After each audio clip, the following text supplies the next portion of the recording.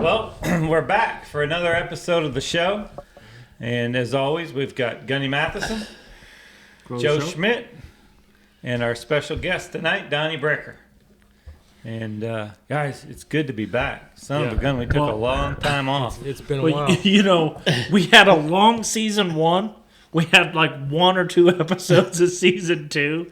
And we've been gone so long that this should be season 3. Right? You had COVID. I did have COVID. Oh, that's right, dude. You almost died. Yeah. I did not almost die. I heard you almost died. You know what? I've heard that a lot too. And I looked at Monica and said, I get a lot of people that tell me, man, you had it pretty bad, huh? I forgot about that. Where did That's what I'm thinking of. I forgot about that. After I sit down. Yeah, I totally forgot Listen, about that. Donnie, listen, Donnie, I slept for 2 weeks. It wasn't that bad, so I didn't answer my phone a few times.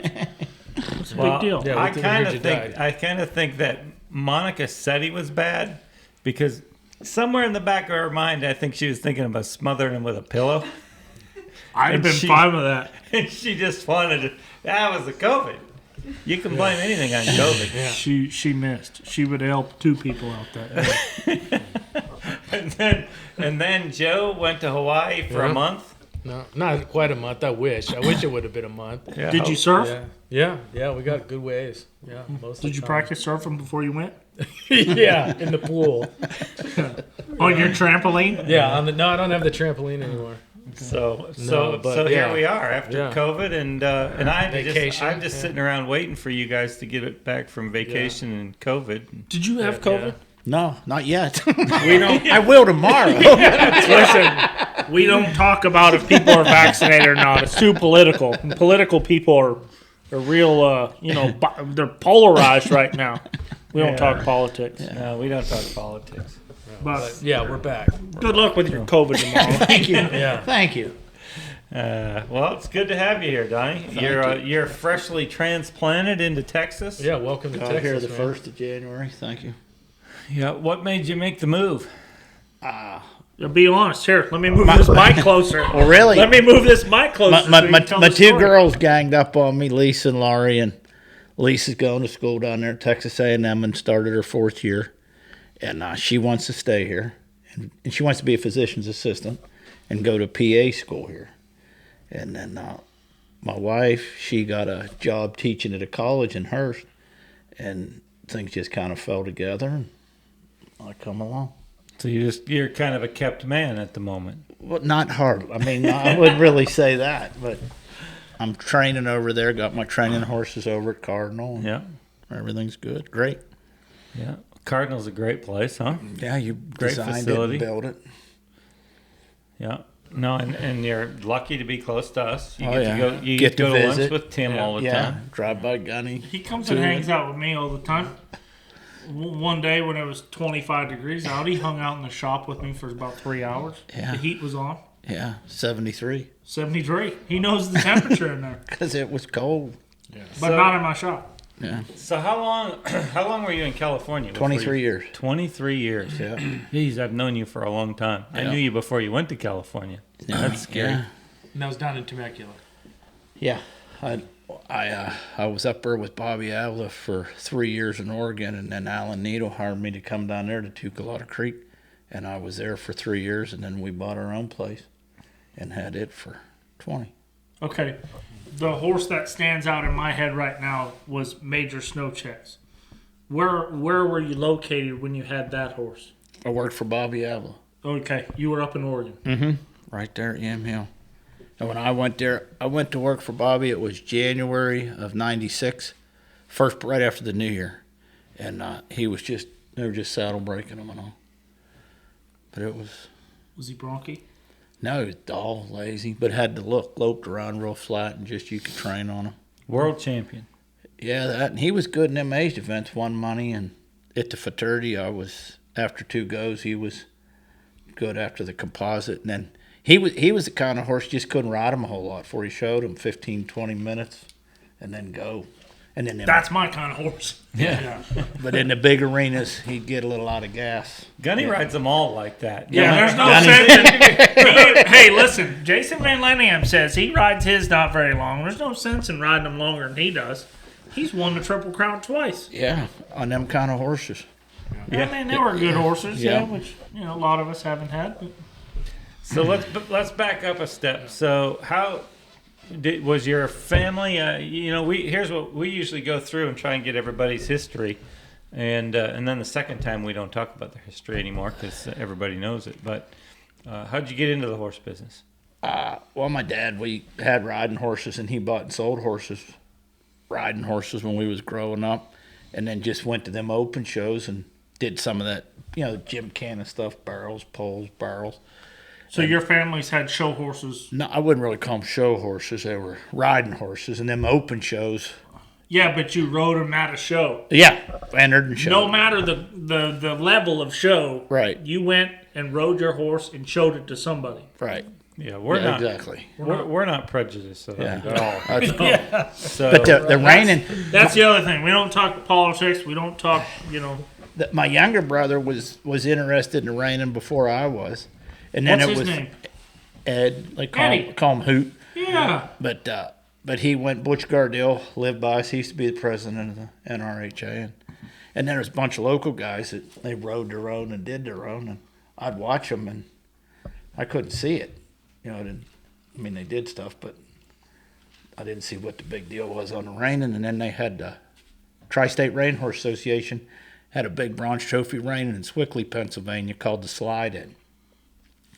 And I went up there to watch it, and that was first time I saw Bill Horn, Bob Anthony, Tim was there, Banker Barleo. Do you remember what year about? 1984. Cool. And I seen horses actually do, like White Is. Bill was riding White Is. And they slid, and spun, and circled.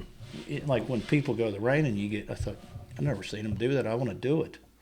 I don't know if it happens. I don't know if it happens to everybody as as you get older, you look back and everything was better. But, when I look through and people post, like I'm a member of Reining History 101. Yeah. People post those pictures of BH and all those old pictures on there. And it just brings back that thing that I think you wonder if the kids of today, 40 years from now, 30 years from now, will look back at pictures from today and that'll bring back the sameness. But I don't think so.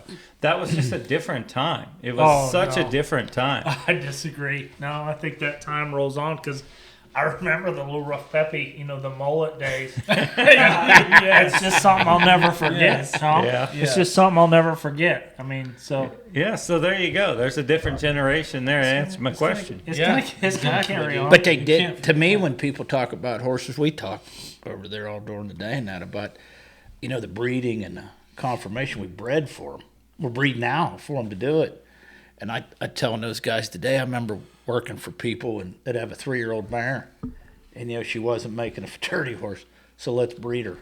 And I was just a dumb kid worked for someone, and I thought we're going to ride more, and then the big rumor back then when I got into reining, the talk was like Richie had Hollywood Jack, and he didn't want to breed anything that didn't win a bronze trophy, and then people get breeding for quality, breed the good to the good, but the quality of these horses today it's amazing.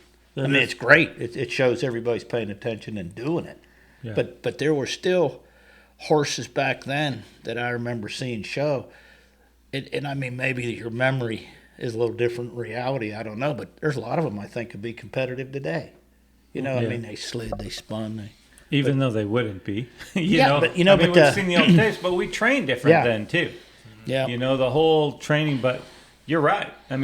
We've all talked about it. It used to be, and I don't remember the time frame, but probably 20 years ago, there'd be, and before, maybe 15 years ago and before, you'd go to the fraternity and there'd be one special horse there every year. There is no special horses there anymore. There's a bunch of them. There's 50 of them that are as good as that one special one used to be. You're sitting there in the practice pen, and every horse stops a one and turns a one. Obviously not every horse, but the vast majority of them can do at least one maneuver really big. I know I had one. She's special everywhere. And I marked a 208 on her in the level 3 finals at the fraternity. I trotted all over the place. It was just a disaster. But she's Special. especially to me. Yeah. Sorry to interrupt. No, and that's Your gun horse was special, though. That's the one I'm talking about. Yeah, but in Arizona, it was very special. Yeah, in Arizona we made it work, but Yeah. whenever it mattered, wah, wah, wah. Well, but that's the defining but that's still the difference maker is the horses that show up and the guys that can get them shown, and that guy right there usually always gets them shown. I mean, it's just they have to be good that week. I mean, you go to the fraternity, and now it's more than that week. There's 2 weeks in that time frame. That's the most important 2 weeks of your year.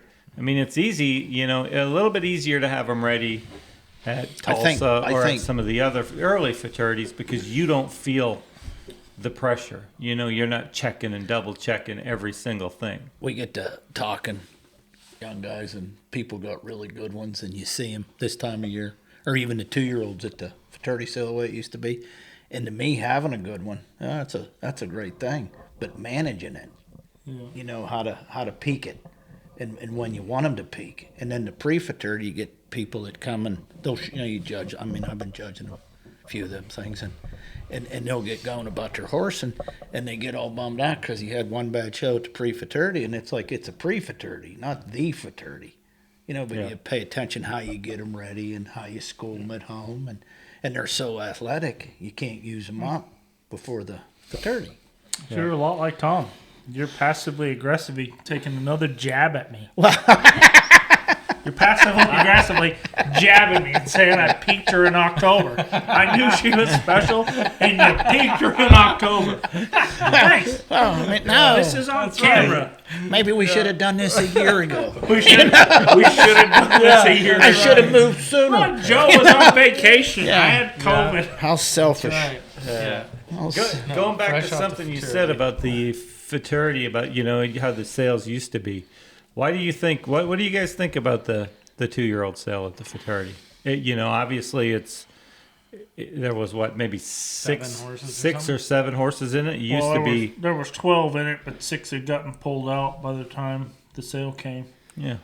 I mean, communication and the What about Big Daddy? We lost our man, too. Carp. yeah, but the information is so easy. You can pull out your cell phone and in 15 minutes send that to 5 people off of a cell phone video and get a horse sold. Yeah. Whereas I think the it used sale to be was, a bigger process. but I think it was good for the industry. That sale deal was because it'd be full of people watching the preview, watching the colts, and maybe if you had people there interested and they didn't buy one in that sale, they were going to get hyped up to buy one and bring one to the fraternity, and then sitting there watching them 2-year-olds, and there's a lot of great ones went through there, and seeing what they're doing and where they're at compared to the ones you got at home. But his point was there's not that now. Like that 2-year-old. Well, everybody's last selling 2 them private. Yeah. Them good ones, You can get more for them at home, and like you said, you got one you like, you put the video all over the place, and You don't even have to put the video all over the place. Right. I mean, you shoot the video. Hey, I like this colt. You text it to 2 friends, and one of them comes and tries it. They don't like it. The next one buys it. Yeah. I mean, it's so. And you have a Marketing's reputation gotten of easy. selling 2-year-olds, so you don't even have to put out a video. You're getting phone calls What do you got? daily Yeah. about what do you got. Yeah. And I, personally, I think that the fraternity sale for the 2-year-olds, it needs to happen. It's fine. I think it's part of it. I don't know what we do to fix it. I don't know that we have to fix it because let's say those 6 go through there. There's only 6. It's not enough. To me it's a little bit. It shows poorly on the sale, but from a sales standpoint, there's a couple of those that brought 100,000, and I don't know if they both sold or if one of them was a pass out, but at any rate, you're paying the same commission either way. I mean, you look at those 6 that sold, it's still $30,000 or $40,000 in commissions for the NRHA, which goes to pay for the for running The high the seller association. sold this year. The high seller sold this year. And whether it did or it didn't, I think you still pay the same commission, right? Yeah. No, not anymore. I thought the Not last. anymore.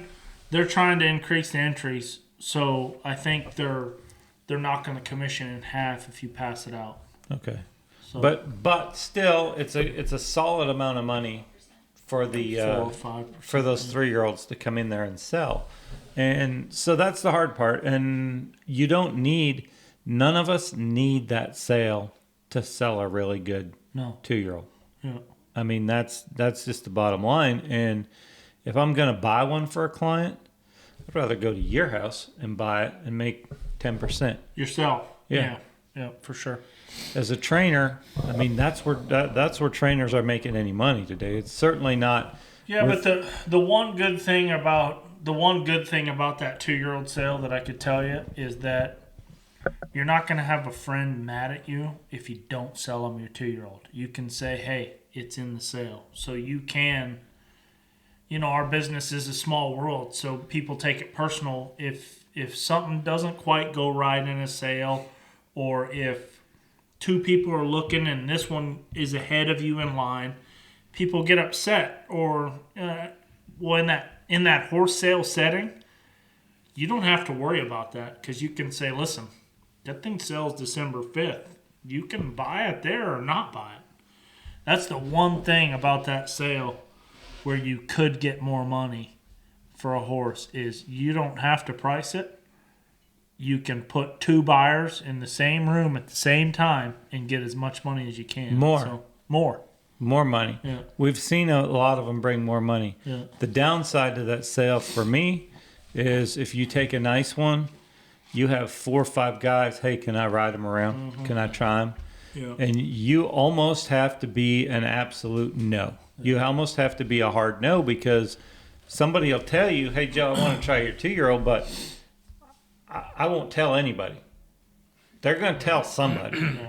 And then it spreads like there's nobody that doesn't tell anybody. Yeah. I mean, that's just the way it is. No, and I had a high seller in that sale one year. It was that memorable Walla Walla. The Walla Wiz Affair was his name, and he brought $150,000. And I knew he was going to bring $150,000 2 days before the sale because the right people had tried him.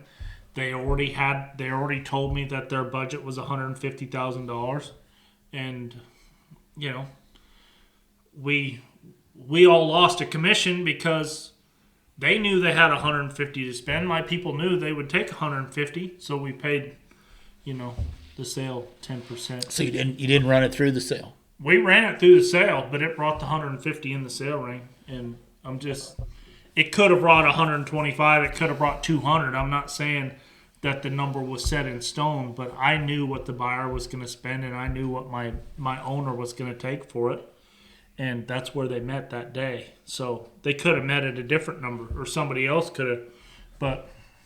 And I'm with Donnie. That sale was great. It was fun. It was good for the industry. Yeah. But I don't know how you ever make it happen again, because horses are so easy to sell. The great ones are so easy to sell right now. And I think a lot of guys have figured out that if they shop around, then they can make the commission. I don't know how we rejuvenate that. But the yearling sales this year were incredible. Incredible. It had to be a 40% higher average than normal. I didn't look at the numbers, but the select yearling sale average was 43,000 on I think it horses was that almost sold. doubled this year than what it was last year. Huh? The average was double Yeah, I what think it was the year before. the average of the select yearlings Yeah. that sold Yeah. was over $40,000 for a yearling. Yeah. So when you're shopping for a non-pro horse that's been in training for 2-3 years, and you're paying $40,000-$50,000 for it, makes you scratch your head going. But the good part about that is it makes me want to breed. We're trying to stick embryos in we're trying to breed every mare we can now. Yeah, and the bottom line is you try to go find the non-pro horse you're looking for that costs $40,000. Yeah. You can't. Yeah. I mean, that horse that used to be a $40,000 horse is now a $75,000 horse or a $100,000 horse. Yeah. You can't, and I think that's what's making these yearlings cost so much money. You go look at 2-year-olds and you find one that trips your trigger, and they're all 100 plus. Mm-hmm. You know, and you can have a client that's ready to write a check. You can have an open check for a 3-year-old. And you might not, I mean, it might be 300 and you won't even like it. Yeah. I mean, they are hard to find. And these I better young. like it a little bit for 300. Yeah. I gotta like it a little. 100%. And I didn't like it. I would like it. Jeez. It's got to be 500. It's gotta be at least all right. Thought we tried that last year. Yeah. and I'm okay with that. I'm okay with my decision. Yeah, and I'm not blaming anybody, but you can look at a horse trainer that's living in a single wide trailer with an 8-year-old truck and a trailer that needs the tires changed. They are not selling their best 3-year-old. Yeah. And you know what? If they own it, I question their judgment. If they don't own it, I do not question their judgment, because if they sell that thing even for $300,000, they're splitting a commission with somebody. Is it worth losing the best horse you ever had in your life for $15,000? Right. So How bad's the truck? yeah, right. 8 years old. It's not that bad right now. 8 Yeah, they're years. bringing the money. It's still okay. Dude, I still think my Ram 3500 is brand new and it's 8 years old. Yeah. It still feels brand new to me. Sorry. Yeah. We're off topic. No, you're Yeah. good. We're You're way good. off. We're way off a Donnie Bricker timeline. All right. Huh? Yeah. So you grew up in Pennsylvania? Yes, Western Pennsylvania. Where did you? You talked about when you saw reining for the first time. Yeah. When did And- you ride your first reining horse? Oh, probably about 3 months after that first reining. Yep. I went and met Butch Gardill and told him I wanted to buy. I did it like buy one, leave it in training, and I wanted to come learn the right way. And he spent a lot of time helping me. And how old were you? Oh, heck, early 20s. I was working in a warehouse, had a union job, running a forklift, making money. It was all good. But So I got you the bug. So you got the bug as a non-pro, as a customer. I'll limit. Yeah, I was Cool. greener than a gourd and nervous show and all the stuff. And I called Butch. Probably terrible too. I mean, you're Yeah. probably awful. Yeah, Like, I got Butch yeah. probably said, "What the heck are you doing?" I a lot called of times. I called Butch Gardill multiple times to thank him, because once you get in business and you're helping people from scratch, start out. You're like, oh man. All I could think of is that poor guy sat there for hours, and I bought one horse off him, and I hauled my own horse and Oh yeah. didn't want to pay day fee. I'm like, I was a terrible customer. You were that guy. And You were that guy. and I didn't wanna know pay I the was. days. I didn't know I was. And you had awesome. you had a union job. You had Yeah. the money to pay the bill. Yeah, but I had my money. But different. great. That's Everybody was awesome. like that Yeah, then. Yeah. But I called him and said, I want you to know how much I appreciate all the hours, That's awesome. and he thought I was kidding him. And he goes, what made you call me? I says, because I'm sitting out here with 6 Hognyaks. I said, and I don't know how you did it. Like stuck in there. Yeah. And then I Funny. bought a coming 2-year-old mare off some people, and I give $800 for her. And her name was Scooter Pie. And she was a great horse. Yeah, I remember that. And she was so great-minded, because you could have, whatever, I'd watch a video, or, we had the VHS. Yeah. Oh yeah. Or you'd go ride with somebody, and no matter what program I put on her, she figured it out, And I won about $14,000 on her, You can and edit then it. sold her to Richie Greenberg. Are we done? No, No. we're not. Hey, sit down. She can get it. Sorry, we can edit. I know. We don't need to edit. Green, the green, yeah.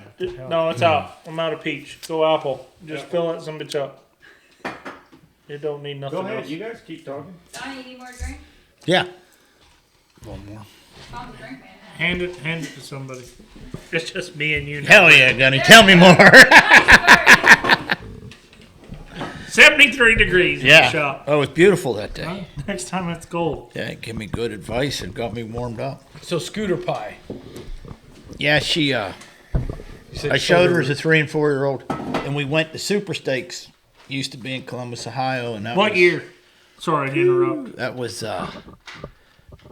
it was in. I had her in '86 as a 3 year old. Okay. '87, she's 4. I'm just trying to get a timeline. So you were inspired by the Good Rainers in '84. Yeah, 86, you're showing a 3-year-old. yeah. Cool. Okay. I mean, I got the bug. I was Cool. excessive, compulsive, and Yeah, That's watching cool. all the videos. rode every day. I mean, if I had to get on one bareback. Did you watch the Larry Rose video? say Yeah, his all the name. time. Okay. Yeah. Okay.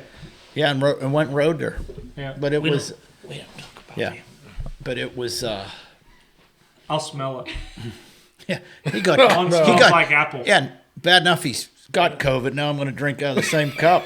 No. You guys are welcoming got me it. to town or Good. killing Yeah, me no off. kidding. Welcome Wait a to minute Texas. now. Oh, this is nice. Yeah. Oh, yeah. No, it's okay. this is, That's- it's all right. This I is did- It's good. Here, I didn't spit on it. Let me put you on the nobody's got coaster. COVID. now, here is yet this where I from put the my show. I put my mask on now or That's right.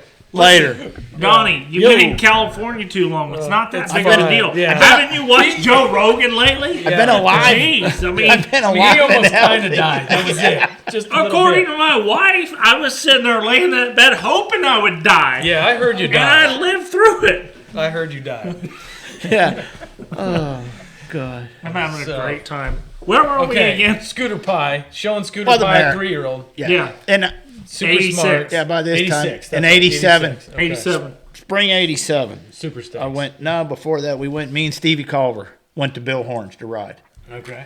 And I went out there, and Sam was working at Bill's, and Nick Johnson was there, and that Sam was Smith. yeah, Sammy boy. But that's where I met all them at, and then we stayed for 3-4 days, and got in the truck, come home, and I told Steve, he goes, "What'd you think?" And I says, "I could have stayed there forever." Really? Yeah, I loved it. I mean, it was great. You know, we got up every morning with them guys, and I went out and we fed, cleaned stalls, and just rode. And Steve goes, "Well, you know, Bill said he'd hire you." And I'm like, "What do you mean?" He goes, "Well, he's watching right. He goes, he'd give you a job." So we had like a 4.5 hour drive home. So by the time I got home, I had myself talked in. I'm quitting my job, and I'm gonna go work for Bill Horn. Nice. So I called him that night, right when I got home. And I said, "I want to thank you for letting me come stay." And old Stevie said, "If I wanted a job, you'd give me one." And he was, you know, Bill at that time of night, he ate a few drinks, and he's like, "You don't want to come work for me." He goes, "You're making too much money." And I says, "Well, all I do is spend all my money on this. What's the difference?" So he goes, "Nah, I ain't hiring you." So I says, "Well, if you ever change your mind, I'd be interested." So then next show I go to was a Super Steaks in Columbus, Ohio, and that little mare show, that was the first year they did the 3,000 non-pro added money, and they had the intermediate non-pro. Tony Lomangino had Celio Step and all them, and I cross-entered, and that was a big deal to me, you know, getting that 3,000. Ended up third there and second in the intermediate. And when I come out, there was Richie Greenberg, and he says, "Would you sell your mare?" And I'm like, "Yeah, I guess I'd sell her." And he goes, "Can I ride her?" I said, "Sure." So he got on and rode her all around, and Guy Goudier was there, and Tim and Loomis, and they watched him ride. She steered around, stopped and turned and did everything, and I didn't think much of it. And then he come over and he goes, "Would you sell your saddle?" And I says, "Well, I just got my saddle. It was a Claiborne. And Rick Weaver ordered it for me and kind of liked it." So he goes, "What would you take for everything?" "I give $850 for the saddle. I give $800 for the horse." You know. So I'm thinking, You gave $850 for the saddle and $800 for the horse. yeah, and I won 14,000 on it. So Yes. I'm thinking, boy, I'm really gonna shoot high here. You know. I said, "I'll take 5,500," and he For goes, the pair. "For all of it." And he goes, "Come with me." So I followed him on. Cash. Yeah, right there to the trunk of the car. So he counts out this money, and he goes, "Take that horse over to McQuay's stalls and tell him it's mine." And I just got done chilling. I got my chaps on. So I lead her over to Tim's stalls, and I says, hey, Richie Greenberg just bought this horse off me. I'm supposed to leave it here. Well, there was no commissions paid. I really made them all happy. You know, like, I'm just some dumb hillbilly, and, you know. So I got this guy's money, and I got my bridle and my show pad. Because you didn't sell him the bridle to the No, he didn't like it. So then I walked back up, and my dad's there. You know, we had an old Ford flatbed with a pipe trailer. You know, we parked that back so no one saw how we got in there. So you won $14,000 On the horse, yeah, and sold her for $5,500. Yeah. Nice. And now you're going back to your truck. On the way, my dad's there, You and still, I got lived your, it. still got your chaps on. Yeah, no, I was carrying them. I was you're carrying carrying them. them. Took All them off because I didn't want to mess them up. Yeah. And then when I get there, I still lived in his house, and when he said, that'd be nice. Where's that mare? And I says, I sold her. And he goes, what do you mean you sold her? And I'm like, come on. And he goes, what do you mean? I says, come on, let's go to the truck. I felt like I, robbed a bank. And he goes, did you get paid? Like I says, come on. So I get over to the truck. Get the truck. So I open the door up on the passenger side, and he goes, where's that mare? And I pulled that money out, throw it on the seat. He looks around, and he goes, what'd you do? And I said, I sold her to that Richie Greenberg guy. And he goes, what do you mean you sold her? I said, well, where's your saddle? I said, he bought that too? Yeah. So he goes, well, what about the papers? I said, I don't know. He gave me this business card and told me to mail him to this address. He goes, well, what are we going to do? I says, let's get out of here. So then I did that. But when I went back, Bill was at the same show there. Bill come up after everybody heard about this, because there's this little gunsel from Western Pennsylvania sells this horse. And, Forklift driver. yeah. Union job Yeah, guy. yeah, union guy, inside job. So then Bill come walking up. Bill come walking up, and he goes, you really want to work for me? And I says, I really want to work for you. And he goes, I don't want you to come here and not like it and lose that job. And I says, I already checked into that. And he goes, what do you mean? I said, well, they'll give me a leave of absence. I've been there long enough. I said, I'll just take 90 days. And he goes, you can do that? I said, that's what they said, So he says, well, come the 1st of September and work for me through the fraternity. And I says, okay, I'll be there. Good time to figure out if you want to do it. That was when Spirit of Five was 3-year-old. And then he's got the great vaquero at. He had that taco spicy mare. Yeah. I mean, this guy wins at Congress, got 3 in the top 10. And we had Surprise Enterprise, Patricia, Vic's Enterprise. And then we go to Oklahoma. And he went, and I had another 3-year-old too. I had a little Scooper C Poco mare. And You just spoke Bill Chinese with the pedigree. Yeah. But old Bill, she was a little rat, but paid up in the Siren Dam, and I give $700 for her, You sold her for $6,000. I sold her to Bill. I sold her to Bill on the way to the fraternity when we were driving her, because she was just she wasn't what that scooter pub mare was, but she was a nice horse. And old Bill, what do you think of your horse? I says, heck, she ain't much. He goes, what do you mean she ain't much? I says, well, I ain't gonna do no good out here. And he goes, yeah, you are. And I'm like, no, I ain't. And he goes, well, let me buy your horse. And I said, you don't want her. He goes, I'll buy her off you right now. I says, I'll take $3,500. And he goes, okay, she's mine. He goes, but you show her for me. And he goes, you just show her. So in the first go around, that old pattern 4 where you stop and backed up, boy, and he had her tuned up. Bill got on. I get through everything pretty good. And at the end, when I go to back up, I was facing that gate.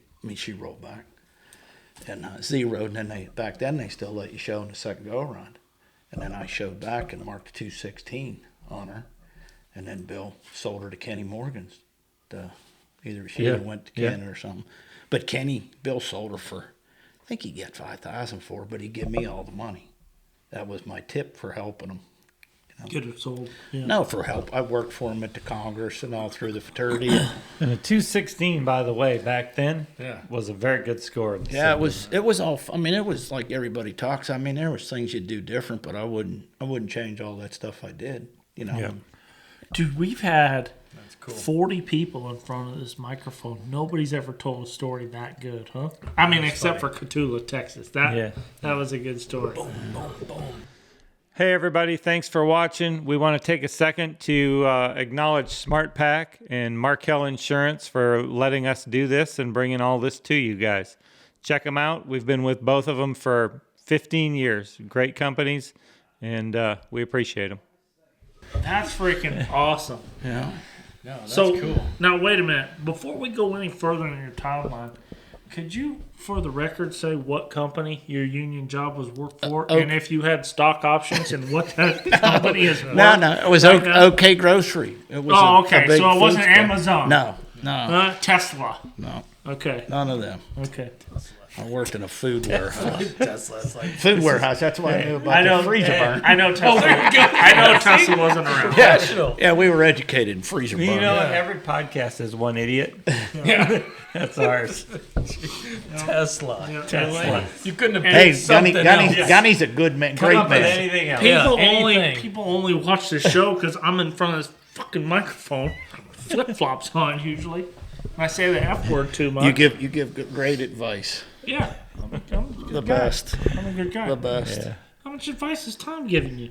No, one thing we like about Gunny's advice is it's usually simple. Yeah, he's a straight But shooter. if you keep it simple, that's pretty good, man. Yeah. Well, I love that story. And Richie's famous for he always bought horses with cash, huh? Yeah. Oh. Yeah. He always had cash in the trunk of his car. I can't tell you how many stories. I never. What? Not to interrupt you, I'm sorry, but did that mare turn out to breed anything by Hollywood Jack? She had they didn't breed her. The only babies I've seen out of her when they bred her to Great Red Pine, but like Kenny Eppers ended up with her for Richie, and they won. Richie won bronzes on her. Kenny won a bronze on her. She was just so great minded. But she didn't have a Hollywood Jack 86 that. Not that I know of. The only Okay. one I've seen, because over the years you watch that stuff, but there was some great red pines, and that was a lot of poco pine in her. Why, She was why dry. would Richie Greenberg have bought her to breed her to Great Red Pine, though? He wouldn't know, would He didn't.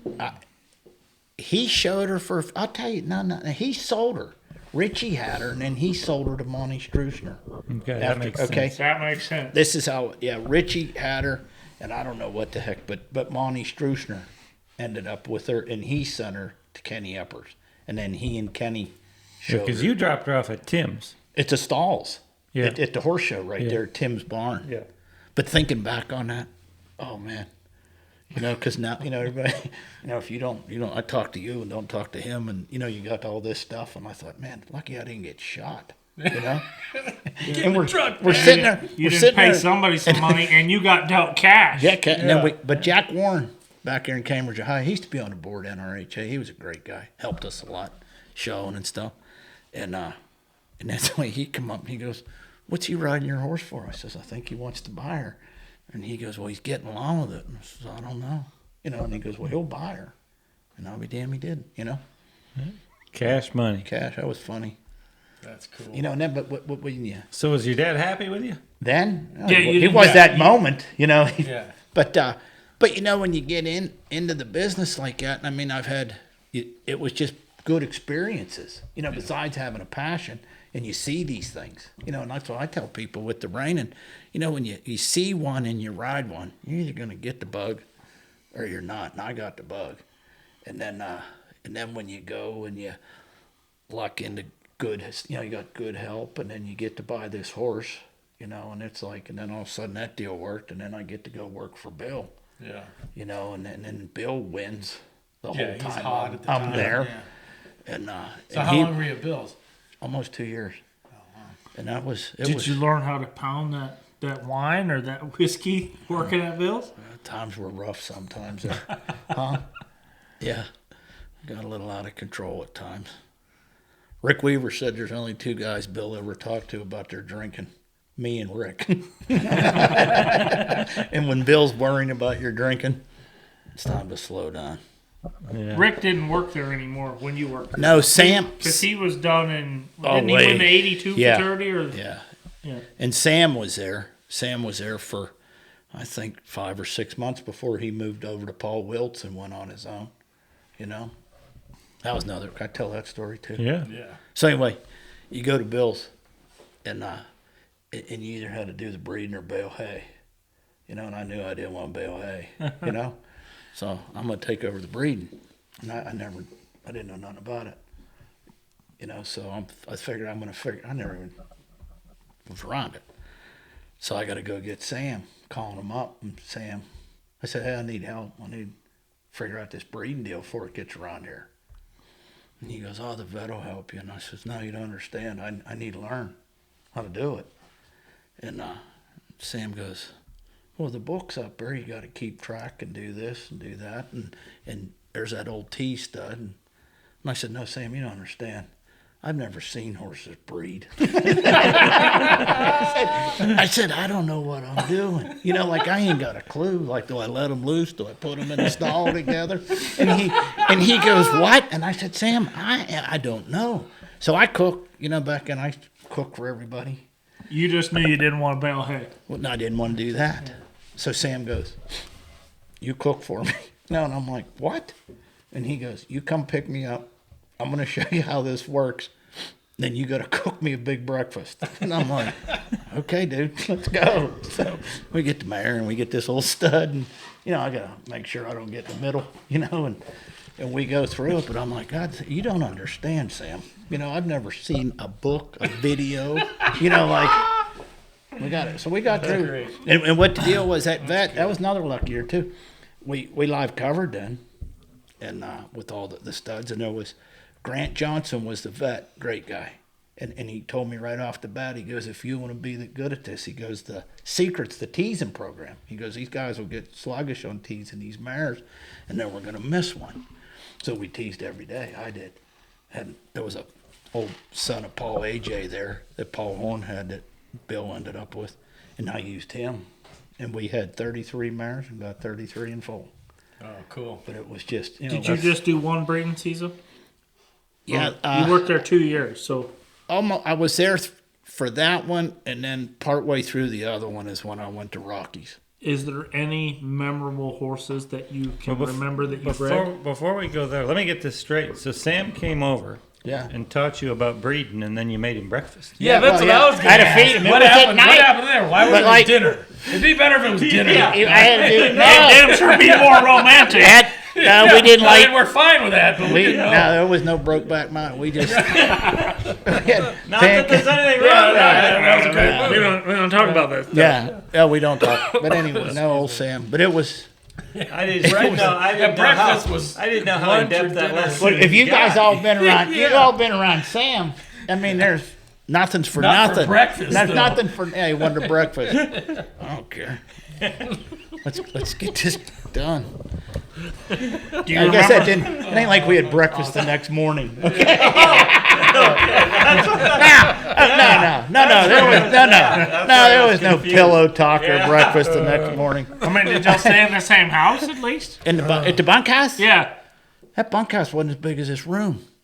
So y'all stayed in the same room. Hey, back then we had 3 single beds, and you could smack the other guy in the back. I mean, it was just a little old chicken coop they turned into a bunkhouse. And when it rained, the water all ran in it. You'd get up in the morning, there'd be that much water on the floor. Yeah. But it was. I mean, all that stuff was so fun. But you And these kids, craved it anyway, though. We all did. We'd get up. I mean, you craved it is right. But like then is we fed, cleaned stalls, cut firewood, did everything on the place, doctored all the babies and the mares, and we each got $100 a week, and he fed a horse for you. And I mean, $100 back then, you managed your money. And old Bill, one thing I really respect is when he'd pay you, it was a very, very valuable lesson. He'd pay me, and he said, Donnie, I know you're worth a lot more money than what I'm paying you, but if you can't live on nothing right now, you're never going to make it in the horse business. And that's priceless education, because you got to manage $100 a week. And you get your clothes cleaned, and you buy food, and you go out, and you learn how to survive. That's one thing I never told either one of these guys. Worth way more. More than that. No, he never told me that. no, maybe the opposite. He also never said how to manage money, because I just run that freaking account till it's in the red.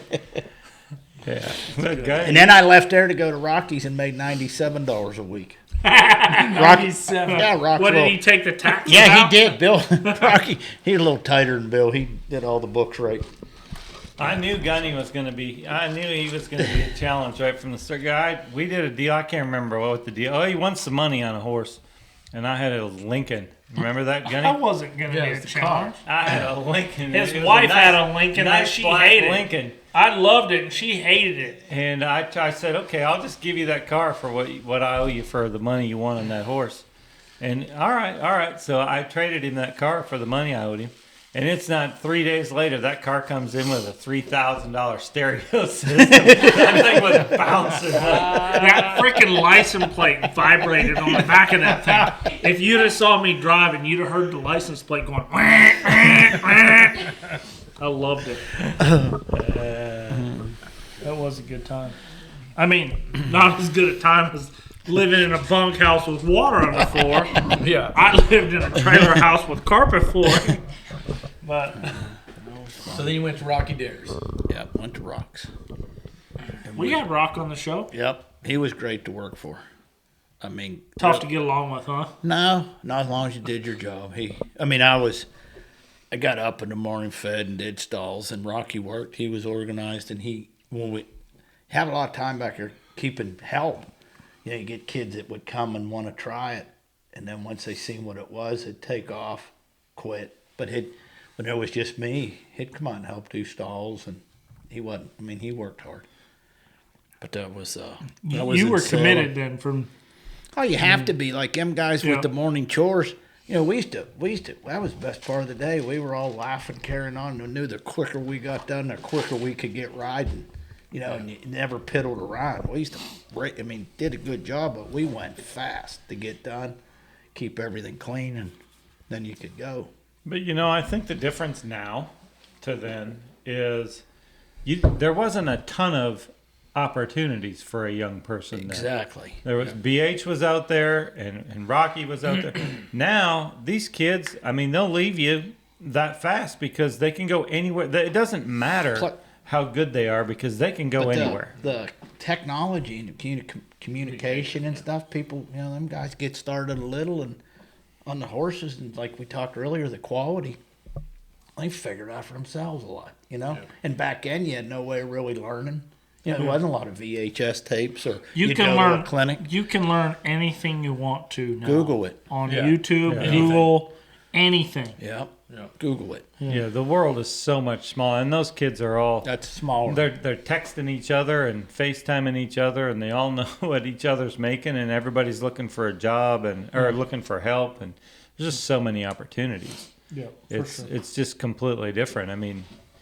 You But can't. there'd be so many back then that would come, and when they seen what all was involved, man, they didn't want no part of it. It ain't, it's a life. It's Yeah. you're You're gonna live you're it. either in it or you're not. You're either all in or you're not. And I'm not saying it's wrong, but that's how it was then, and it was that way for me too when I went to work for Jim Dudley. It was long hours, and it wasn't like there was 8 million other opportunities. And we didn't have cell phones then, and you weren't talking to your We didn't have buddies answer all the time. machines then. No, there wasn't any. There was no internet. There wasn't any of that shit. So you were there and you were working, and that was it. And then and now the opportunities are so much greater for everybody. I'm not saying it's wrong, but they're gonna pick and choose their opportunities. And if for some reason they don't like the opportunity they're in, they're going to go to Gunny's, or they're going to go to Joe's, or they're going to go to your place. There's just so many options now. I'm a nicer person than you. I think it's easy. That's fair. It's easier for these guys coming up now. Yeah.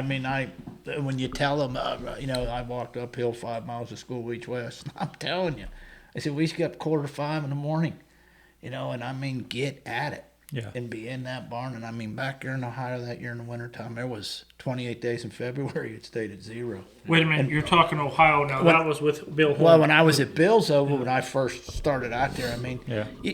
in Salem, New Jersey, where Rocky is, it'd be wintertime there too, wet and cold. And no matter what, you're out there in the morning feeding and cleaning stalls and getting at it all day. You wear your high rubber boots and then put on your cowboy boots to go riding in, and How long did you work for Rocky for?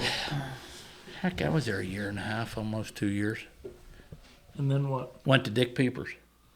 Yeah. Dick offered me real money. Was my buddy Dick down Roger. here then? Yeah, he was in Oklahoma, and it was funny. It's funny how stuff works out. But So you changed jobs. Was it the money or just something new? money. Okay. I loved Rocky. Leaving Rocky was. We're friends. I'm close with him. He's a great person, and leaving him was hard. But it was one of them deals. Like I had a chance to better myself. Yeah. And in Salem, New Jersey, we rode what they hauled up the driveway. He didn't go hustle horses, Rocky. He rode them Greyhound steps or whatever was there, and whatever they hauled in, we made a reining horse out of. But there was a gray crepe. She was by win or lose, halter horse bred thing that we kept pretty mare. But what a pickle! And he showed her What at the a pickle. She was a pickle. But he showed her at the Congress. Rocky, my boy, marks a 205 on her. And then we get home from the Congress, and he goes, do you want to show that gray mare to Oklahoma? And I said, no, and he goes, well, them people let you show her. And I says, I don't want to show her. She ain't no good. And he says, well, you ought to show her, And, okay, I said, if it's going to make you happy, yeah, I'll show her. But you asked me if I wanted to. I said, no. So we get out there, and she'd get to leaping and raring and lunging. And she did it with him, did it with me, and then he gets back on her, and she's doing it again. And all of a sudden, Roger Landis comes up and tells me that he goes, Dick Peeper's looking for help. And I told him you could get this mare showed because he said there ain't no way in the world you're going to get it showed. He says, but if you get that mare showed, he's going to give you $1,000 a month, a place to live, and all you have to do is ride horses, So I got her. I marked 210.5 on her. Yes. Boom! Yes. Yeah, and it was the heat was on, and you knocked it dead. Well, it worked. I felt like I won the fraternity. Heck yeah. Because I was going to make money and go out there with Dick and Loomis, and that was a good deal too. Yeah, that was a good place to be at in those days. Yeah, good horses and showed all the aged events. Won my first big bronze at Texas Classic down there in Fort Worth. That was a big deal too. Yeah, and a little Doc's Remedy mare. She was good. Yeah, and Dick was in his heyday. Yeah, and he was good. Like kid, he let you alone. The only time Dick got mad at me. Well, he got mad at me a couple times, but the one time he'd take him horses, and get them in, and I was at Bill's, and then I'm at Rocky's, and Dick's program and Rocky's programs is different as night and day. Dick's horses are real straight, real repetitious, and Rocky, he'll break them loose and get them going around there. And I'm out there, Dick could give me them ones. Here, you take this, and I'm out there, and I'm bending on them and shoving and pushing on them, and all of a sudden one day he comes over and just starts chewing me out and hollering. He goes, you don't do one thing the way I do it. Nothing. Boy, and he's mad, And I'm just sitting there like, wow, this guy's mad, And screaming, cussing, carrying on. He goes, tell me why. Why can't you do one thing the way I do it? And I says, because you tried for 90 days and they won't do it. I said, so I'm going to do this and see if maybe it works. And he started laughing, just sat there laughing. And he goes, you're going to make it. And I'm like, well, I ain't doing this to make you mad. I said, but this thing hates all that stuff. Right. And I'm just trying to do what he did, He just laughed. But there for a second, I thought I was going to get whacked, Dude, you got a good memory to remember all these But that was stories. good stuff. All that stuff, who forgets the good stuff? There's a lot of stuff wasn't so good. Yeah, for sure. But no, them guys, and everybody, when you worked for them and rode and being around Loomis and Dean, old Dean was in the heyday then. Yep. We lived in that little trailer court up on the hill, and Pat Wickenheiser was there. And Did you live with Dean? Awesome. no, there was 6 trailers there, and I was at the one on the end, and then there was one in between us. Yeah. I don't know who that guy. And that was a low quality trailer park. Yeah, I got robbed. They broke into mine. They was took a my picture. shotgun, and they took a shotgun and a pistol I had and my TV, and I mean, you would think a trailer park in Marietta, Oklahoma would be high quality. Would be nicer. Yeah, but it wasn't. Well, you'd at least think you'd be left alone. It wasn't gated. No, it was rough. Me and Dean sat up there one night drinking that rum, and the tornado was coming. You know, the siren, the people, everybody's leaving. We couldn't drive. You know, and Dean's like, "What are we gonna do?" I said, "We're gonna ride it out, dude." I said, "We're gonna be Trailer like, park yeah. in Oklahoma. I said, we're gonna do just what Dorothy did. We're gonna ride it out." The good news is a tornado never hits a trailer park. No. Right? No. Yeah, but we Oklahoma. made it. It didn't get us. We were all right. That's every tornado in the last 40 years in Oklahoma has hit a trailer park. Yeah. And I was up on top of that hill, wide open, Oh yeah, That's awesome. yeah, I remember that. up behind the beanery, a little old store right there. Guy named Bean owned it. Yeah. But that was How do you remember that? Did you carve this in stone and memorize it before you came? You know, we lived through it. We were all. It was the good stuff, Gunny. Yeah, but you remember. That's the thing about your stories that are so awesome is you remember all the specifics. I mean, you remember your facial expression when you put that cash on the truck when you sold that mare. You ain't met my dad though. You remember. Kind of like Tom's dad. You don't want to make him mad. You know, that stuff I remember. You know. Fair enough. What was Hoot's and like? Did Hoot show much? Yeah, he, you know, and he used to go stay with Butch Gardell in the summer, and had a little mare he showed and worked off his training and stuff. And I'd go visit and load horses, you know. But I didn't have a horse yet, and this was the 3 months or whatever.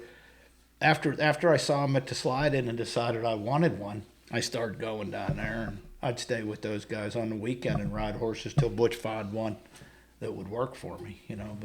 But Ed, he could show, you know, but he wasn't gonna do the work. You know, I ain't gonna lie to you one bit. I mean, he gonna do a lot of things, but sweating ain't gonna be one of them. I'm gonna.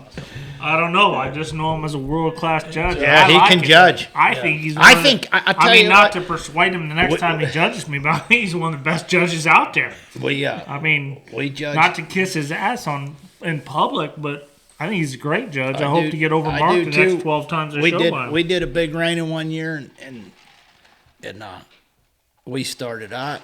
And what really, I mean, you know, he's my brother and all, but he impressed me. We were at the NRBC, and we go through 3 sets, you know, 30 horse, whatever. And finally go to the men's room, and I says, "Do you hate reining horses or what?"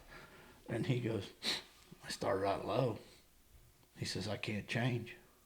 And I thought, no, I didn't. Yeah, that's right. So I didn't think. And I'm gonna tell you, this ain't no. 2 days he stayed tight. Yeah. And to be that disciplined, and I'm like, and then people, boy, he ain't doing. I says, you guys don't understand. He did the best job of anybody. Yeah. And then I says, go check where he's got him placed, because even though we might have had 5s and he had a 3.5, it was still the best, you know, the winner.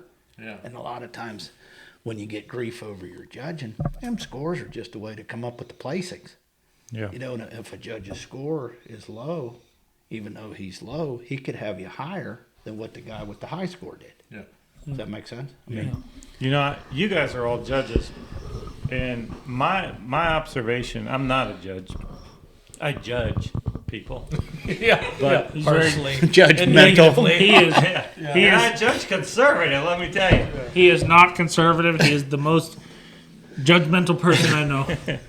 But from the reignings that I've been to, I think over the last several years, the most consistent, best judged reignings that I've been to have been judged on a little bit tighter scale. I feel like I know everybody wants the scale to be used and to have high scores, but my own experience, and I'm not saying it's right or wrong, I'm just saying what I've seen from my own experience is when the judges are just a little bit tighter, it seems like they get the order seems Make to be... them earn it. Don't give it. Make them earn it. And I understand your point of view because the margin of error is smaller if you stay tighter. But you're wrong.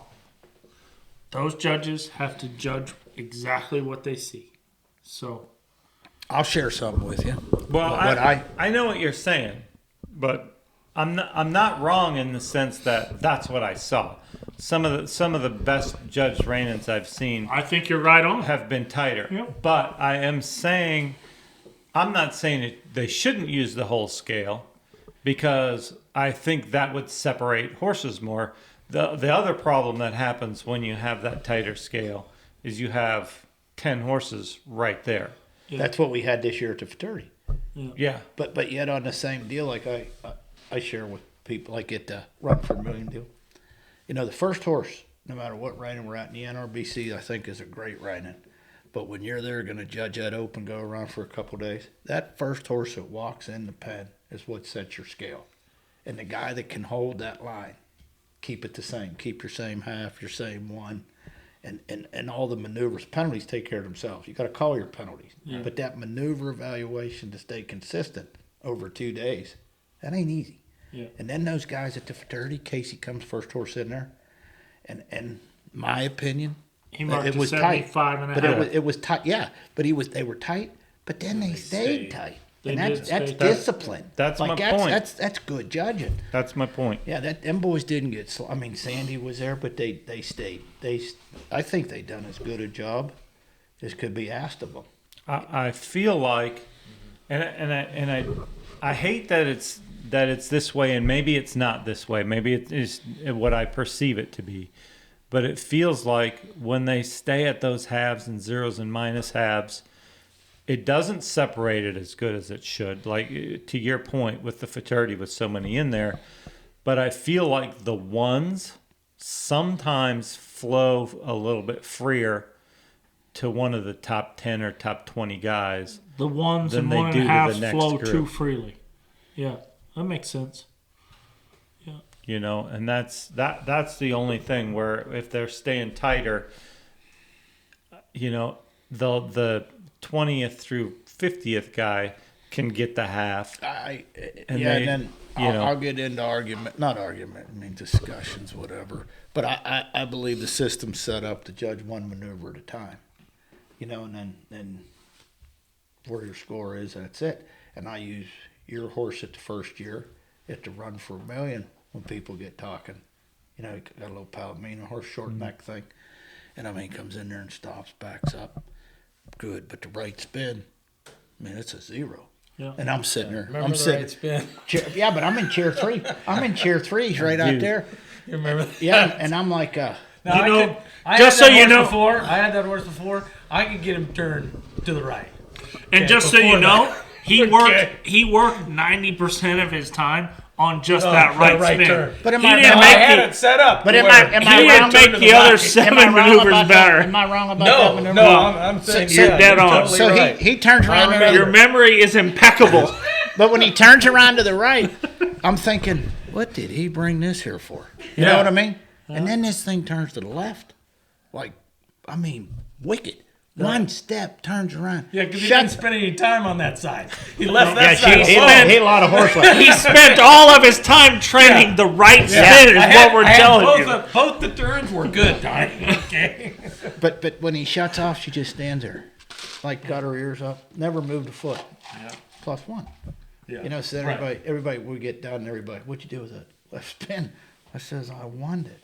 Yeah, but what about the right? I says, let me the right tell turn. you, it's over. Yeah. And that Yeah. didn't affect you? No, it's done. Yeah. You know, it's Right. done. But you can't, for me, I don't carry that over. Yeah. You know, the right, I felt bad for you. The left, I thought, okay, we're in the game. Yeah. You Now know? we're back into it. Yeah. Yeah, I didn't feel great about it either. Yeah, but I mean, but in a situation like that, if you take a guy, okay, you don't turn to the right, well, we ain't going to give him what he gets to the left. Yeah, you then know, you no, quit no, judging him I after think that. that's when you get pickled. I mean, Yeah, Absolutely. basically what you're saying is Tom has a reputation of getting undermarked a lot, because I think he does. We watch his runs back quite a bit. I don't know about My that. friend is, and I tell him all the time, Well, Tom, if he- they cheated if you he- again. If we're going to sit here and watch him runs and drink whiskey, I'll tell him the same thing. We had good barbecue, you know. I thought he should have won them all. Yeah. That was good food tonight, huh? Very good. No, that was all right. Yeah. Problem I have with that when I'm in charge of the food, we could eat here the next 4 nights. Yeah. I buy too much food. I eat too much food. Yeah. Moved into town, you got to try every new restaurant. Yeah, absolutely. So, okay, you were at Dick Peepers, and then how'd you end up at Avila's all the way over in Oregon? That was one of them times you ought to be better off forgetting. You know, I worked for the Kmart lady and Sue Booker up in Somerset, and then when she got married, I was there for 3 years, and then they wanted to get out of the owning a training deal and having a trainer, and then bought a little place, nice place. Things didn't work out there, and sold everything, and sold all my truck, trailer, did it all. And I wanted to go to Italy. I called Loomis. You didn't call OK Grocery? And No, didn't want to go back there, but I You called yourself? Loomis. I wanted to go to Italy. I said, hey, hook me up over there where I can get paid, and I want to just take a little bit of time and get things gathered up. What year was that?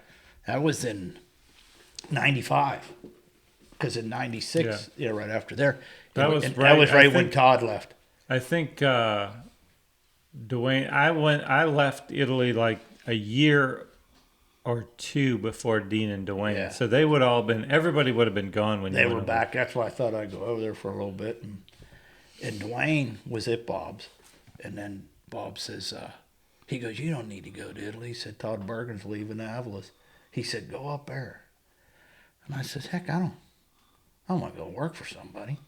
And he goes, no, it'll be good. Go up there and it'll be great for you. So I thought about it, and then I called Bob. And I never really seen him at the shows. And my boy Bob, he was a little tough to talk to on the phone, I could imagine. Oh, God. And then he's like, well, I don't know. And, rah. He was all, I said, well, I don't know. Loomis told me to call you. I just throwing it out there. But if you don't want to hire me, I understand. So then Rocky was going to make me a deal. Kind of like, here's some stalls, here's some money, and we was going to figure something out. And then when I get to the fraternity, I hauled 2 big warm bloods for Stevie Culver out there at Oklahoma City. Tried pretty big. And got one in each hand, and I got to go water them up because there's a girl from Houston coming to pick them up. Cheated them into some stalls there for a little bit. And here come Avila on his scooter, and he's all pressed up in his ball cap and stuff. And I got these 2 big horses. Wait a minute. Stop. He's all pressed up. Yeah, So starched up, he's yeah. starched up. Yeah. Okay. Yeah. Okay. Picture that. He had a ball cap Oh, on. a a little cowboy hat. plaid with a brim shaped just right. Yeah. He had a cowboy hat And then on. he stops there. And, He had a natural colored no, it beaver was a hat that ball was cap. perfect. No, he wore ball caps back then. So he asked me, he goes, what are they? I says, my fraternity horses, And he goes, we need to sit down and talk. I says, for what? And he goes, about you coming to work for me. And I says, what do we got to talk about? And he goes, well, we got to see what you want. And I says, whatever you want to give me. And he goes, what do you mean? I says, whatever you want to do. I said, I just want to get away for a little bit. I said, I don't want to show. I'll clean stalls, break colts, I don't care. And he goes, you're going to move to Oregon and don't even care if I pay you? I says, well, I got a little bit of money. I says, but when I can't afford to be there, I'll leave, So then a couple days go, and he comes up again, and he goes, you're just going to come out there? And I says, well, yes, I'll give it a try. I says, I ain't going to bring nothing. I'll fly out. Took 2 suitcases. He picked me up at the airport, and he gave me, started out at $800 a month. And then I was there about a week, and he gave me a bonus, and then it was good. But, Bobby was great for me. I mean, at that time of my life, it was good, and he taught me about business. You got not just teach it, but you see it, you're around it, you're a part of it, and how, you take care of the business take care of you. And we had good horses, and we worked hard and took care of them, and we did good at the shows and sold a lot of high-dollar horses. But he was good. I was there for 3 years. Yeah. He's helped a lot of people over the years. Yeah, but and people that go there, Tommy, when you go to that level, that ain't for the weak-hearted. Yeah. You go, he'll show you this what, and he's right there with you, and it's aggressive, and he gets wound up, and I never saw him get wound up so much when he shouldn't have. And he's under a lot of pressure, and making it go. But we had 33 horses, and there was 4 of us riding, and rope horses, halter horses, cow horses, a couple pleasure horses, reiners, and broke a lot of 2-year-olds. but that's all we kept was 33. Sounds like a damn vacation. Well, it was, but we went to all them horse shows. Yeah. You know, it would take 22 to a show. You know, and you went to them 5-6 day circuits. And that was where he made the money, hauling and showing, and then we went to all the major events. But it was good. I missed the open finals probably 3 times before I went there by a half point. And then that first year when I was there, he gave me a Pepe's Major Leaguer. Pepe Badger checks out daughter of Major Bonanza. Shit, I forget her name. Forgot something, Gunny. But after the second go around, I knew I made the finals. You know, and you drop your bridle back in, and when you come up that deal, there's him and Benny Catrone standing there. You know, Bob shakes my hand. Congratulations. I said, God damn, that's the first time I'm gonna make him finals. And he goes, I know, Benny. Congratulations, dude. I said, thank you. You know, and boy, I'm feeling 10 feet tall walking around. You know, and I'm like in awe. You know, like, hey, I moved cross country, go work for this guy, get to make the finals. You know, I had nice Lazone saddle and all this stuff. And I'm standing there, pretty soon Benny goes, hey, that little moment of glory's over. Put him up, get the stalls clean, we gotta go eat. But you know, the first time you make it, I'm standing there like, oh, it's wild. But it was good. Got to show Snaffle Bitter, learn about the cow horse. That was it. I remember the first time I made the finals of Futurity like it was yesterday, and I know Joe Schmidt remembers the first time he made the finals because I remember it like it was yesterday too. Oh, and fun fact from this fraternity, I'm the only one who made the open finals from the cast of the show. Right? Hey, That's all right. way to toot your own horn. Well, I didn't want that to go by. I didn't want to go by that. You know, we not talk about that. Yeah, that's not You going know. to be on the show. Sorry. They're gonna cut that out. Yeah, that'll be cut. How much money did you win there at the Futurity? I think it was only about 20,000. Really, this year you did? Yeah, I wasn't so good in the finals, but I made the finals at least. At least I made it. Oh, he's being hard on us, Gunny. Yeah, no. So then you moved down Temecula, and like, how'd you get into slinging ponies? Oh, that? Got cheated on a pony deal. That's how you got That was the started. stupidest. I mean, it was fun, but it was the stupidest thing I ever did.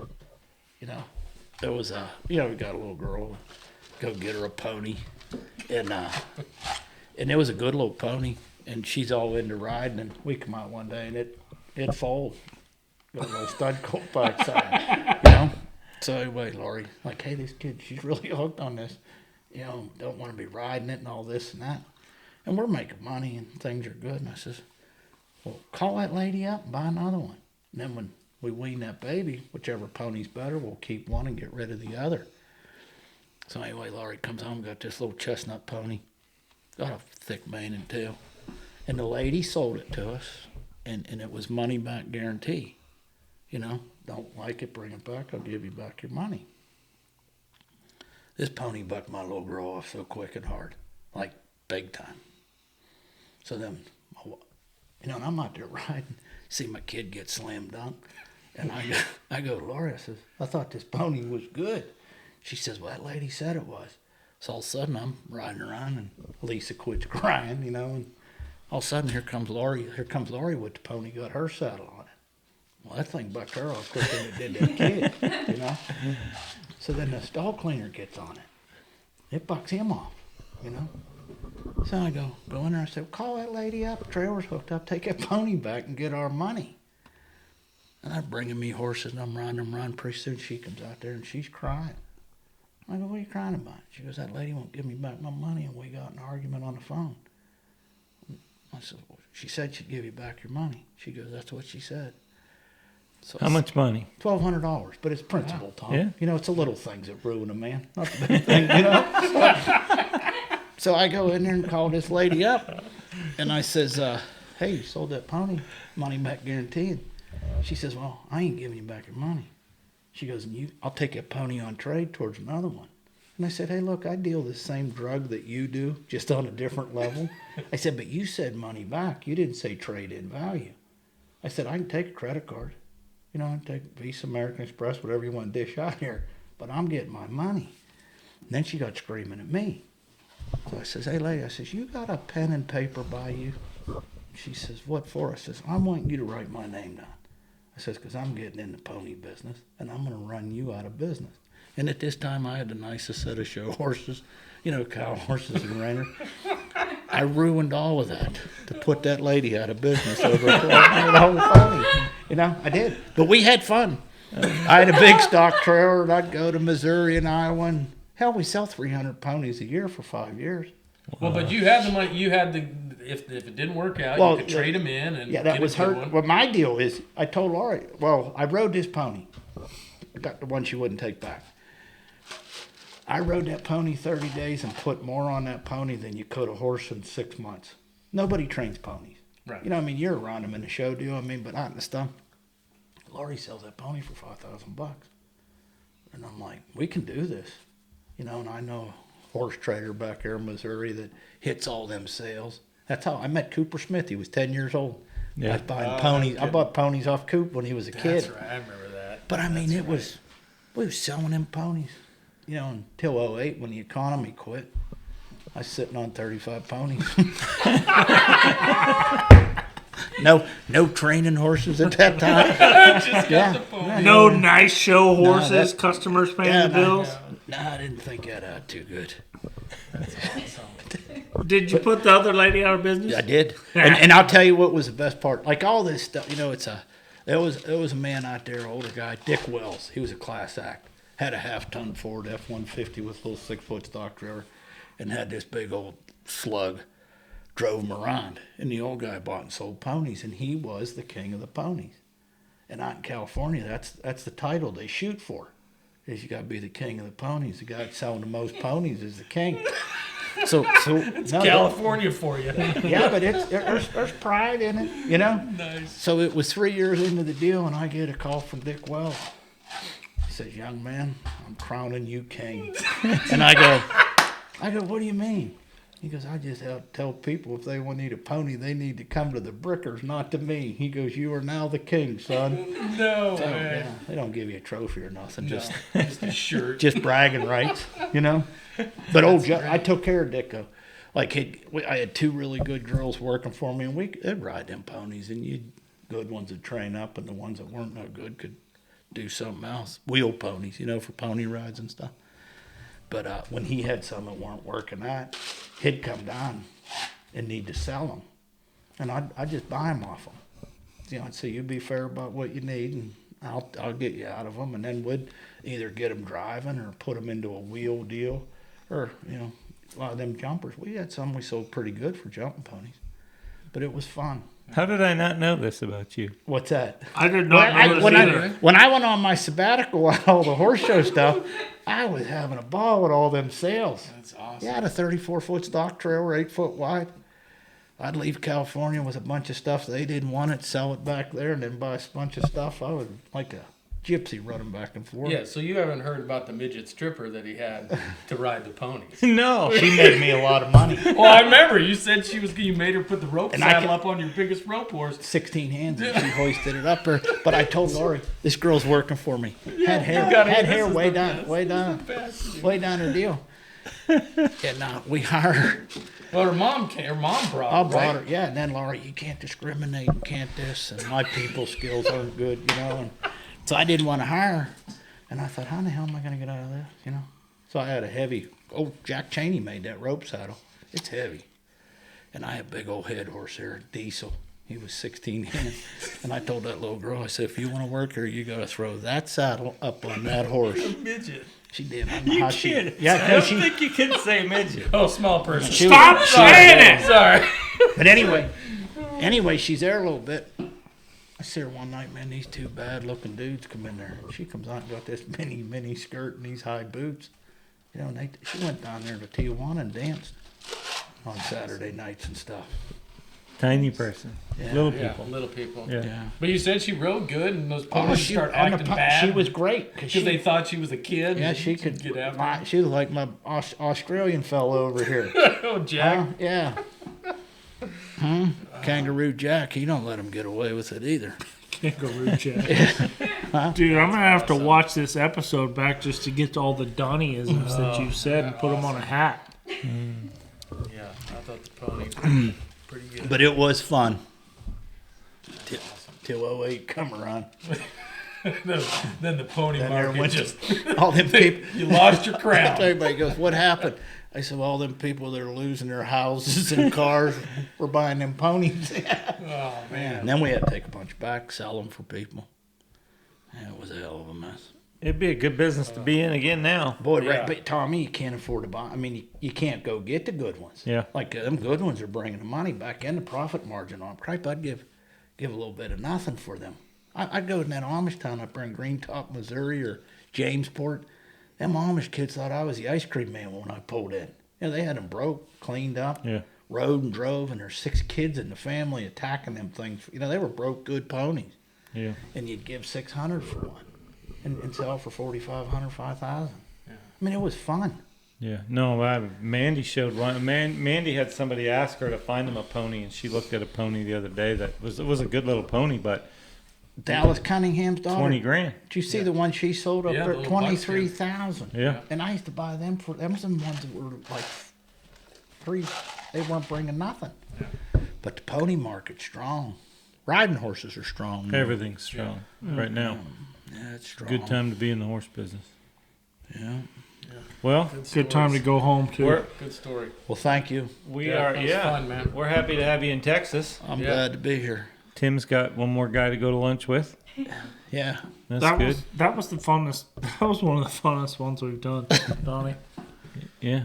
It was appreciated. A lot of great stories. I was nervous. I mean, I ain't too good at this stuff. And, you know, I just thought, what the heck are we going to talk about? We just bullshit. Yeah. We don't talk about No, nothing. but it kind of gets, Yeah. it was fun. I appreciate it. Well, It was good having you. all right. Thanks for being here. Okay. Everybody, thanks for watching. We'll see you in 6 And- months. Yeah. We'll No, see we're- you. we're- We'll see you when we got flip flops on. Yeah, no, we'll do better. We'll do better. That's our. Gunny said we're going to do better, so we'll do better. Well, I got to. See you, everybody.